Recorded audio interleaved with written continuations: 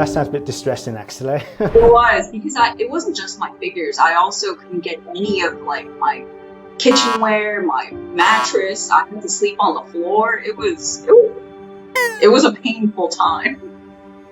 Wow, yeah, that sounds really rough.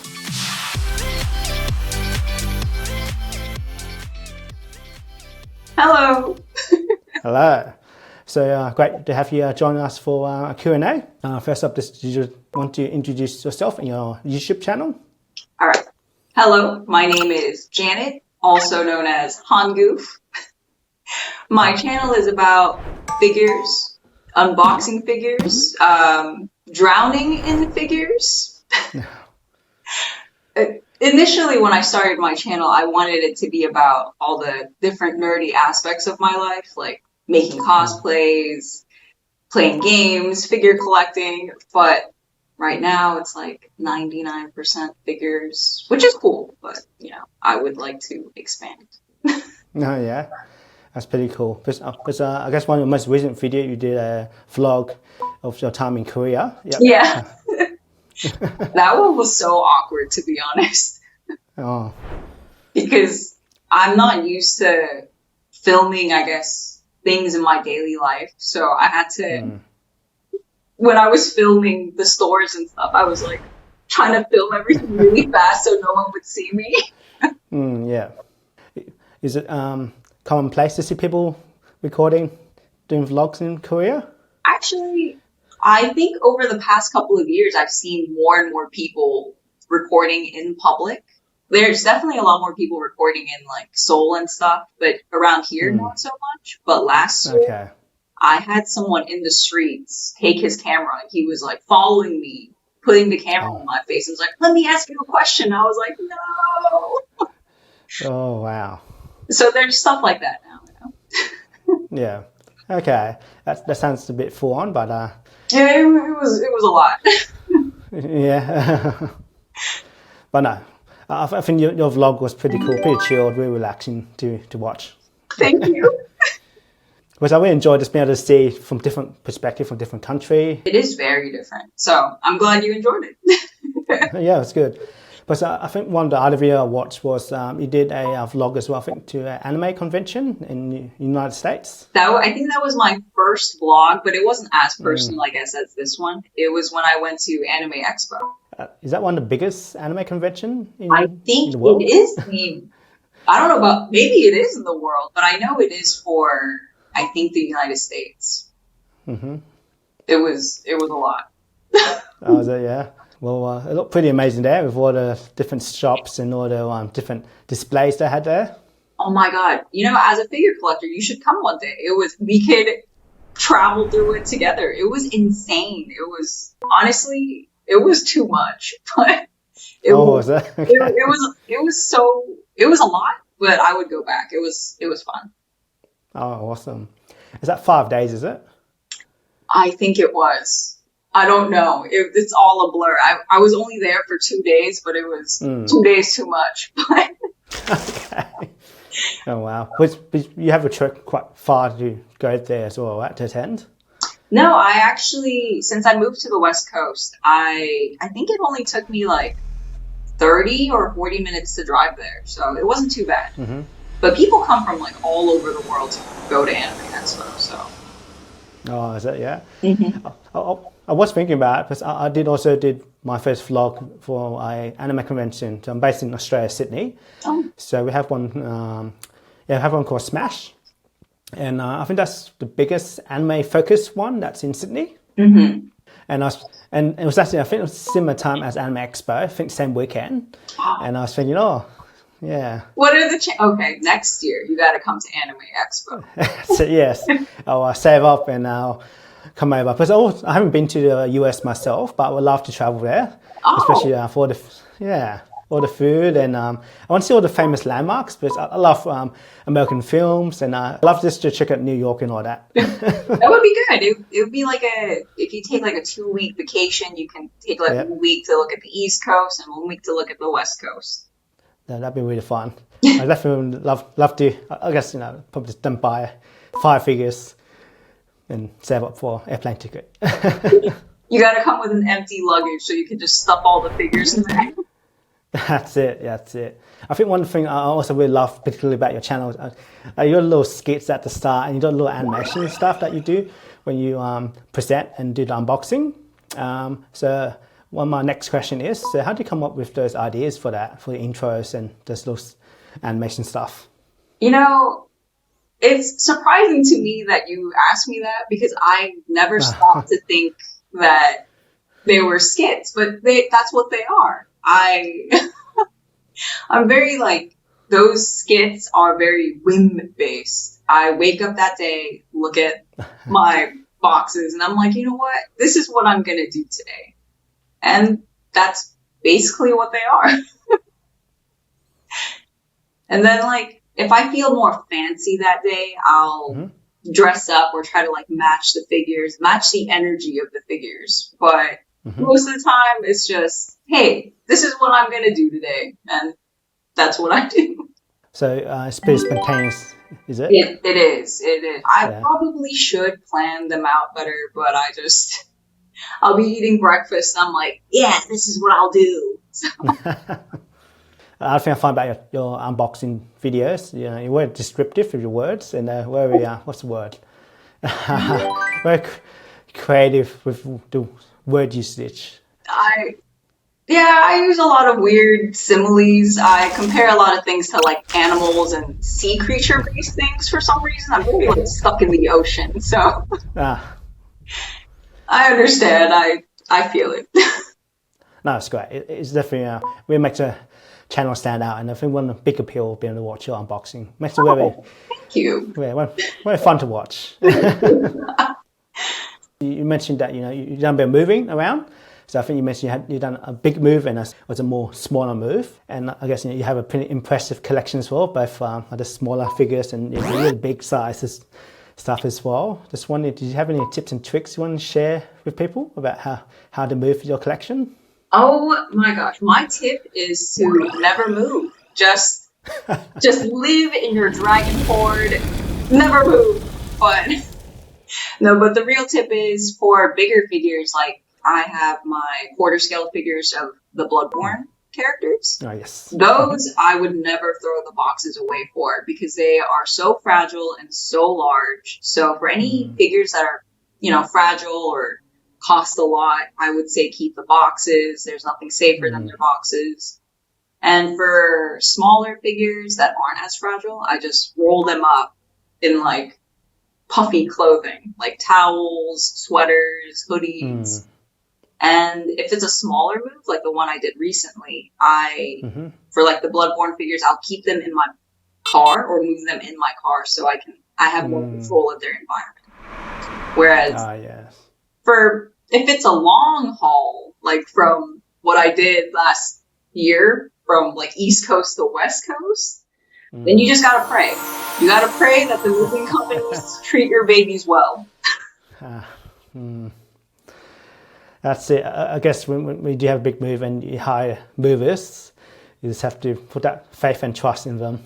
Oh my God. When I was moving coast to coast, my moving company, he was like, oh, I have an eye infection. I won't be there for like another 3 weeks. I was like, oh my God. And then he was like, yeah. I'm like, oh my God, that's more time away. Means more things could happen. And I was not well. That sounds a bit distressing, actually. It was, because it wasn't just my figures. I also couldn't get any of like my kitchenware, my mattress. I had to sleep on the floor. It was a painful time. Oh wow, yeah, that sounds really rough. I know, but he recovered fast, so thankfully it's all okay. And it sounds like all your figures travel safely, no breakages and loss of figures? There were some unknown scratches that happened but they were like more like prize figures and stuff, so I wasn't too hurt about it. But I think my bigger figures, they were fine. Like my Bloodborne collection is fine, so that's all that matters. You do have some really impressive Bloodborne figures. Oh, thank you. Yeah.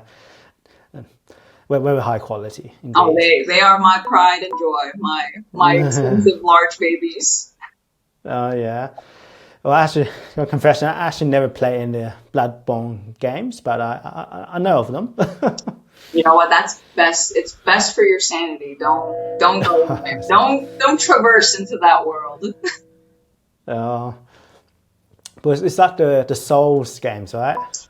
It is. Some people say that the Souls games are more difficult, but for me, Bloodborne was a different level of pain. So I guess it's just personal preference. The Bloodborne has has a really good lore in it. It has amazing lore that is very confusing. You gotta deep dive into it to know what's happening, if it is even what I think it's happening. So. Oh, right. But most of the stories is done through text-based, right? I think it's mostly through guessing. Oh, guessing. Okay. Because you meet characters and you listen to what's happening, and you just pick stuff up and then you gotta mush them together. I mean, I love games that have stories that are just like spoon fed to you, but I also love games that you gotta think a little bit, or you gotta be more creative about what you think it is. Oh yeah, that's it. Because I guess I noticed in your collection you do have quite a lot of figures from video games in your collection. I do. You also play quite a fair bit of video games as well yourself? I love video games, but who doesn't? Who doesn't love video games? There's a shift now where video games is not just something for little kids. It is like something appreciated by the greater whole. I agree, because when we were growing up, it was people who played Pokemon and all the video games. They were like, "Oh, you're such a nerd. You're so lame." But now it's like, "Oh yeah, it's pretty cool and it's pretty common." First video game though was probably that. I don't know about Australia, but I know when you turn on the computer, there's that default mine. That game that you press buttons and then the mine blows up, and then there's the pinball game. Oh yeah, Minesweeper? Yes, Minesweeper. When I was like a baby, that's all I played. And then my dad bought me a math game. Unsurprisingly, he bought me a math game. And that was like, even though it was math, I loved it because I was like, this is so fun. And I think that's where my addiction started. Oh, is it? Yeah. Wow. Love that journey. From math games to Bloodborne. Yes. You had things like Haze, Inquisitor, Odin Spear. I guess there's a similar thematic to it, style to the game. Very, very pretty. Oh yes, very pretty. And then I guess the character design is almost it's medieval, I guess, in a sense. Oh my God, maybe you're right. I guess I never thought about it. Yeah, I think I do play a variety of games, but I do love armor and medieval things. Oh, do you? Yeah. I do. I do but I also love high tech things like Mass Effect. It's not. Oh yes. So there's high tech, and then there's medieval, and yeah. But you're right. I guess I do buy things that are more medieval looking. Well, no. But I guess with the high tech stuff, you do have a lot of cyborgs and stuff. I know you have quite a few Motoko Kusanagi. Of course. I mean, she's the best. She's the best leader out there. Oh yeah, definitely. Totally agree. Yeah, because I definitely love that. Ghost in the Shell definitely was one of my early anime that I watched, and I know you played it as well. There's a PlayStation 1 game. Is there? Maybe not. Yeah, it is. It's really cool because that's probably the most faithful in terms of to the original comic. Oh, okay. You are a truer, deeper fan than I think my only PlayStation 1 game was probably like Spyro. So. Oh, Spyro. It's still going strong today. It is, which I was shocked by, but I'm proud of it. Oh yeah. No. Spyro is definitely a classic. Oh my God. Do you remember that Egg Snatcher? That guy who was really fast and he would be like, na na na na na. Yes. He haunts Okay, my so, dreams. To this day, he haunts my oh, dreams. really? I Oh, wow. hated him so much. Sound like we left a mark on you there. He did. I remember at a convention once, I saw someone cosplaying him, and I just sat there having flashbacks. And it was, I had like PTSD about that guy. Oh, wow. Oh, no. I think, oh, it'd be nice to see more video game based figures as well. But I know like Kokobukiya does a bit, and I think a few other companies like Square Enix did their own line as well. But in terms of for the Western market, like stuff like Spyro, Crash Bandicoot, and a few other Fantastas, it'd be nice to get Japanese figures of them. I know. That would be really nice. Like, I would, honestly, since Spyro was one of my first PS1 games, I would probably want a good figure of Spyro. Because, you know, he's like our childhood. Would I want that Egg Snatcher to be on the figure? Yes, but... But I guess that's the other thing I noticed, you know, you have your collection really nicely placed out throughout your home, which is really cool. It's not just condensed in one spot.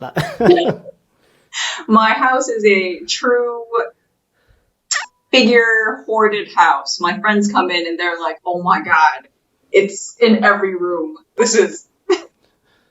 They're always shocked. Hey, it's just, you know, I think it's been nice aesthetics to have that. No, thank you. It's only going to get worse from here. The walls are empty, so I'm going to fill up the walls too. Oh, wow. Just for the last question, I noticed that, you know, your editing is really good. That's really high caliber. I feel like you've done really well with that. So I just want to ask, how did you learn video editing? Well, this is going to be a short answer. There's a scene where Homer Simpson sets a bowl of cereal on fire by pouring milk into it. That's me with technology. So I am so bad at anything tech related. I'm cursed. So I did not learn video editing. I just do whatever I think appeals to me. So and that is all that there is behind that. Wow, that's pretty impressive, actually. Because you're doing really well, and I think just keep doing what you're doing. Just keep. No, thank you. I needed someone to tell me I'm doing okay. No, you're doing really well. I don't know if it's really a curse as maybe a skill. Oh, maybe it's a hidden skill then. Yeah, that's it. You know, still keep leveling up, add more skill points to it, and I'm working. You know, you get even better. I hope one day I won't be setting computers on fire. Oh, okay. Yeah, don't do it literally.